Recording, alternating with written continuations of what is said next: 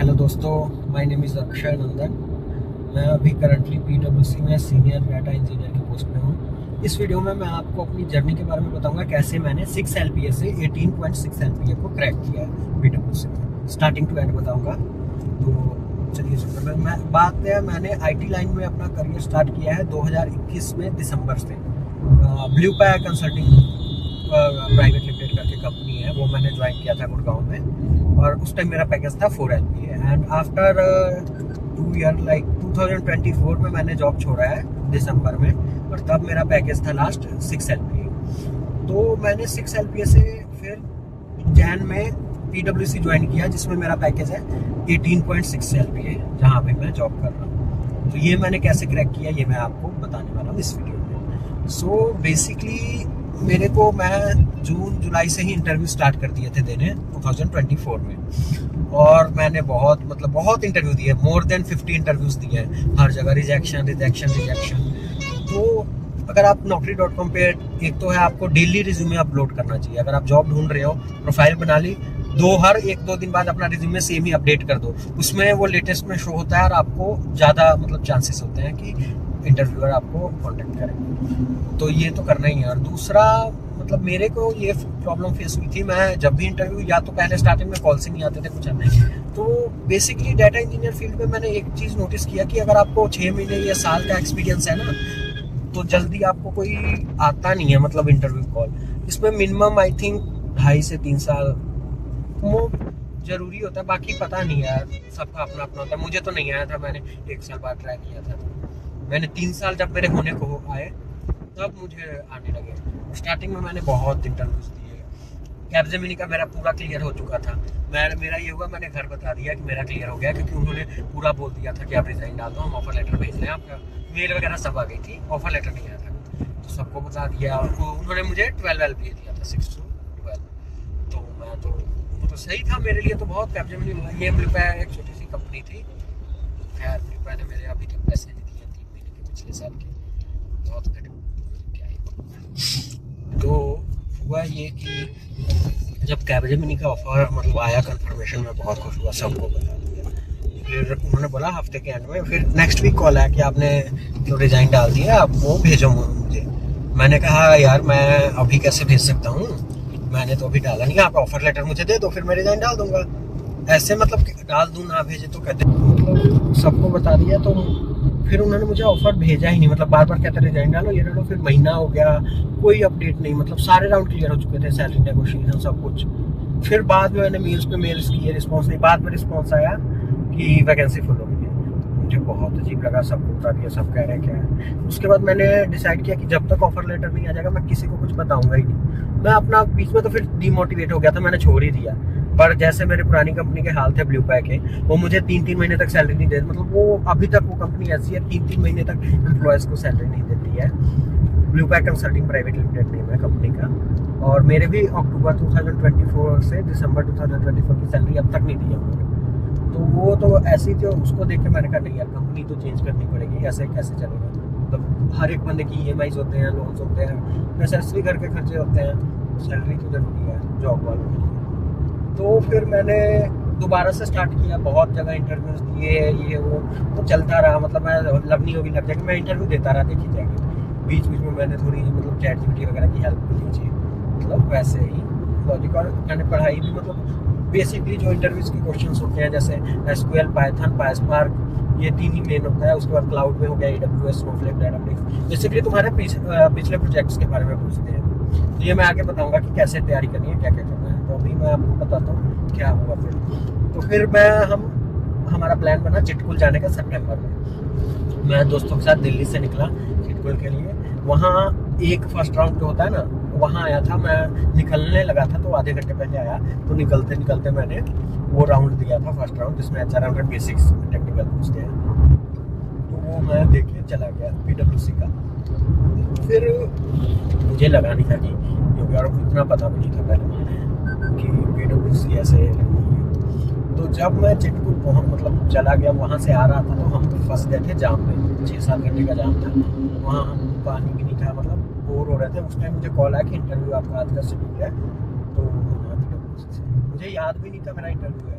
Laptop मैं लेके गया था, फ़ोन का एक दो सिग्नल आ रहे थे, हॉटस्पॉट ऑन किया, क्या चलो क्या ही करें, फ्री है दे लेते। उस टाइम मैंने इंटरव्यू दिया था, मुझे थोड़े बहुत याद है, अच्छे से याद भी नहीं कि क्या क्वेश्चन पूछे थे क्या नहीं। वो हो गया इंटरव्यू, मुझे पता भी नहीं, मतलब उस टाइम इतने इंटरव्यूज दे रहा था, किस कंपनी का दिया पता भी नहीं लगता था, ठीक है, रोज़ मतलब कहीं ना कहीं से कॉल आने लग गए थे। तो फिर मैंने दे के अपना आ गया वापस, 1 महीने मतलब अराउंड 25 दिन के बाद कॉल आया मुझे अक्टूबर में। सितंबर में मैंने इंटरव्यू दिया था, याद है, एंड में सितंबर 23 अक्टूबर को मुझे कॉल आया था, 22 या 3 को, कि HR का, कि मैं PwC से बोल रही हूँ। HR डिस्कशन के लिए फ़ोन पे ही कि आपका ये हुआ है, तो हम आपको कितना पैकेज चाहिए। मैंने कहा 6 ले रहा हूँ, मैंने कहा 12, 13, 12, 13 LPA इस फाइन। फिर उन्होंने कहा ओके, लोकेशन उन्होंने बेंगलोर बोल दी। मैंने कहा ठीक है भाई, आने तो जो आ रहा है। तो उसके बाद 2 दिन बाद मुझे ऑफर लेटर आता है, जिसमें 15 LPA का ऑफर लेटर वो भेजते हैं। मुझे लगा ये तो फेक है, मैं मतलब कंफ्यूज हो गया कि बंदा, मैं मांग इनसे 12 रहा हूँ, ये दे मुझे 15 रहे हैं, ये क्यों दे रहे हैं। मतलब फिर मुझे थोड़ा डाउट हुआ कि रियल है कि नहीं। बिग 4 में आती है PwC, ऐसे मतलब अचानक, और पोजीशन भी मैं सीनियर एसोसिएट डाटा इंजीनियर की आ गई, मैं मतलब जूनियर ही था। तो उसके बाद मैं थोड़ा हो गया नर्वस की, मतलब फिर मैंने पूछ भी लिया, मतलब सर्च किया वेबसाइट वगैरह पे जेन्युइन है कि नहीं। फिर HR को पूछ भी लिया मैंने कि ये जेन्युइन है या, मतलब थोड़ा मतलब अच्छा भी लग रहा था पर डर भी लग रहा था फेक ना हो।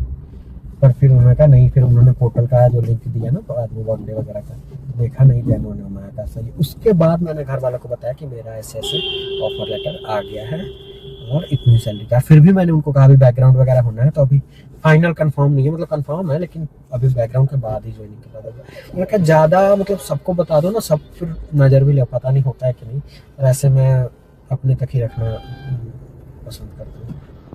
उसके बाद गाइज मुझे जितने ऑफर्स आए हैं ना, मतलब उसके बाद मैंने इंटरव्यूज और देने, रिजाइन दे दिया। उसके बाद मैंने मतलब अच्छे से, जो तो कहते हैं ना इंटरव्यूज, ऑफर लेटर दिखा, एक ऑफर लेटर अगर आपके पास आ गया ना, तो फिर आप वो कमी नहीं, आप बहुत ऑफर्स ले सकते हो।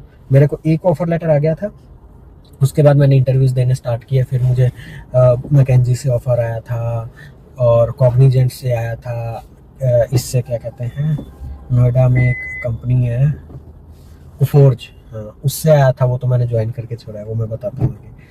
तो मैंने फिर बहुत इंटरव्यूज दिए, स्टार्ट ही कर दिया, फिर आते रहे, देते रहे, छोटे कंपनीज के भी, बड़े कंपनीज के भी।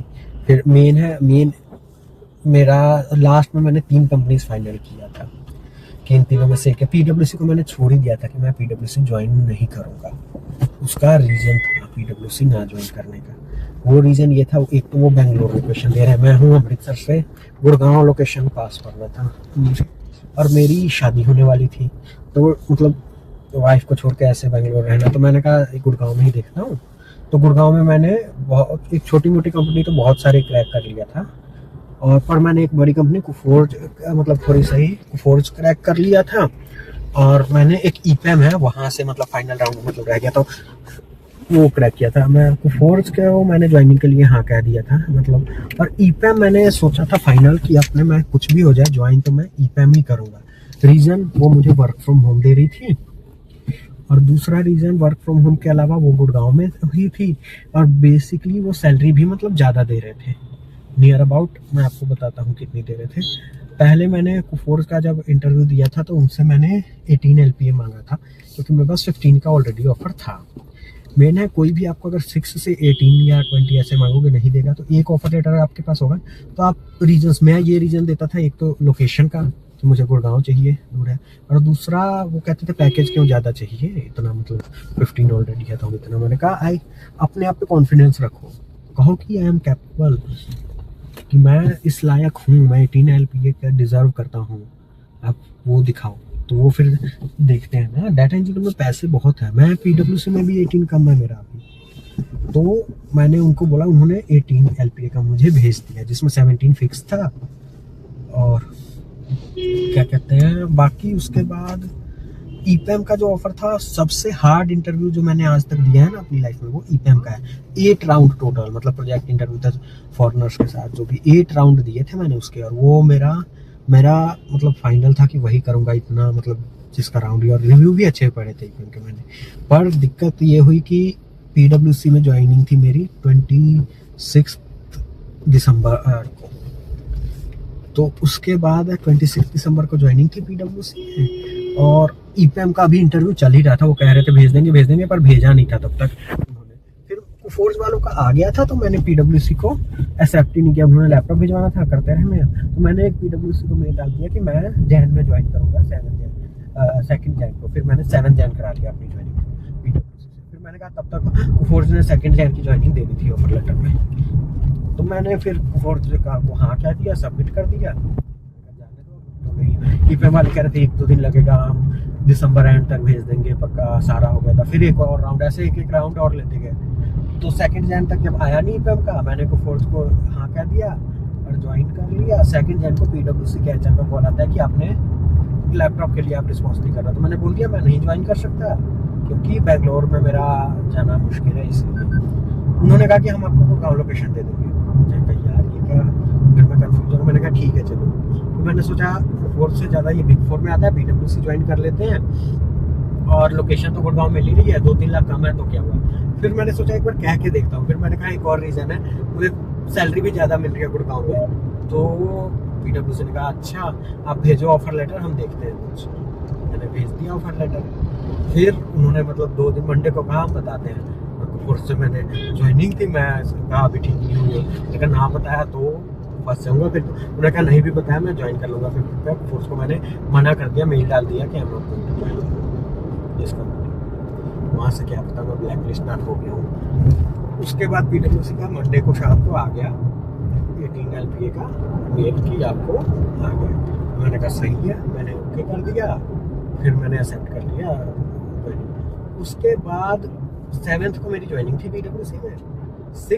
6 जनवरी को मुझे ईपीएम के एचआर का कॉल आया। वो मुझे दे रहे थे 23 LPA का ऑफर भेज दिया।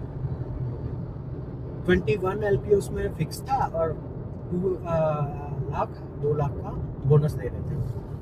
मैं कहा ये क्या बात है। रात को आया वो भी 9 बजे, और 7th मॉर्निंग 9 बजे ज्वाइन थी। समझ नहीं आया क्या करूँ। मैंने फिर एचआर को मैसेज किया पीडब्ल्यूसी वाले को, तो कि मुझे ऐसे ऐसे एक और ऑफर है, तो आप मैच कर सकते हो। वो गुस्सा हो गया कि बार बार कहते हैं आपका 6 से मैंने इतना करा दिया। ये उसकी भी बात जेन्युइन थी, सीधा 200% हाइक दिलाया था, और उसके बाद अब फिर और ज़्यादा, तो ये तो गलत ही था। फिर मैंने कहा चलो ठीक है। उसके बाद फिर भी मैं कंफ्यूज था कि मैं वर्क फ्रॉम होम और ये हाइब्रिड थी पीडब्ल्यूसी, कौन सा ज्वाइन करूँ कौन सा करूँ। मैंने बहुत दोस्तों से भी पूछा, कोई कह रहे थे पीडब्ल्यूसी कर, कोई कह रहे थे ईपीएम का। फिर मैंने सोचा बिग 4 है पीडब्ल्यूसी, जाने दो यार, यही देखते हैं। ईपीएम मैं कर लेता ज्वाइन। एक बात मुझे गलत लगी ईपीएम की, उसका जो एचआर था, मैं नेम नहीं लूँगा, वो मुझे कह रहा था कि आपका जैसे 18 आप मांग रहे हो, उससे ऊपर मैं जो सैलरी दिलाऊंगा उसमें से हाफ आप मुझे दे देना। तो पहले 23 दिलाया ना उसने, तो कह रहा था 2.5 लाख मुझे आपको देना होगा। मैंने कहा नहीं मैं नहीं दूंगा। फिर आया 2 लाख, 1.5 लाख, फिर कहता 1 लाख ही दे देना। फिर कहता ज्वाइनिंग बोनस जो मिलेगी उसमें से आधा दे देना। फिर कहता कि 50,000 ही दे देना। फिर मैंने कहा नहीं कुछ नहीं दूंगा। फिर कहता नहीं कुछ तो आपको पहले बात हुई थी। कहता 50,000 अभी दे दो, 50,000 6 मंथ बाद दे देना। मुझे यहाँ पे कुछ गड़बड़ लगी कि ये ऐसे दिला, ये ना करता हो ना कि जैसे बंदे रख लिए 6 महीने तक पैसे लेके फिर निकलवा दिए। मतलब जो भी था ये अनप्रोफेशनल है। इतनी बड़ी कंपनी है और उसमें से एचआर तुमसे पैसे मांग रहा है कि तो ये चीज़ मुझे बहुत गलत लगी। इस करके मेन रीजन था ईपीएम ना ज्वाइन करने का। मैं थोड़ा वो हो गया कि ये क्या है यार, एचआर को पैसे देके ज्वाइन, मेहनत मैंने की सब। फिर मैंने पीडब्ल्यूसी ज्वाइन कर लिया सुबह, ईपीएम को मना कर दिया। अब मैं आपको बताता हूँ कि क्या आपको कैसे प्रिपरेशन करनी चाहिए। ये तो गाइस अगले वीडियो में मैं आपको बताता हूँ कि कैसे आपको प्रिपरेशन करनी चाहिए। ये तो मेरी स्टोरी थी कि कैसे मैंने ज्वाइन किया। अब मैं आपको नेक्स्ट वीडियो में बताऊंगा कि कैसे आपको क्या क्या तैयारी करनी चाहिए, क्या क्या पढ़ना चाहिए, वो सब।